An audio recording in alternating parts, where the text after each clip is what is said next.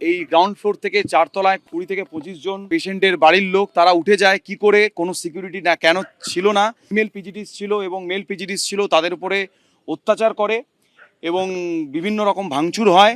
সিস্টাররা ছিলেন, জিডিএস স্টাফরা ছিলেন। আমার প্রশ্ন এখানেই যে বারবার যে পয়েন্টটা আমরা হাইলাইট করতে চাইছি যে হসপিটালগুলোতে সিকিউরিটির যে ব্যবস্থা সেইগুলো কিন্তু এখনো পর্যাপ্ত পরিমাণে নেই। সেই জায়গায় দাঁড়িয়ে সাগর দত্ত মেডিকেল কলেজে আমরা WBJDF এর তরফ থেকে এখানে এসেছি, আমরা এদের সাথে কথা বললাম। আমাদের পরবর্তী কি সিদ্ধান্ত আমরা কালকে যে যার নিজেদের কলেজে গিয়ে বৈঠক করে প্যানজীবী করে আমরা জানাবো। তবে যে ঘটনাটি ঘটেছে সেটি অত্যন্ত দুঃখজনক এবং হতাশার কারণ। কর্মবিরতি যেটা অ্যানাউন্স করেছে সেটা শুধুমাত্র সাগর দত্ত মেডিকেল কলেজের যে ডাক্তাররা তারা অ্যানাউন্স করেছেন, জুনিয়র ডক্টররা। বাকি কলেজ কি করবে সেটা কালকে WBJDF এর মিটিং হবে, তারপরে আমরা আমাদের সিদ্ধান্ত জানাবো।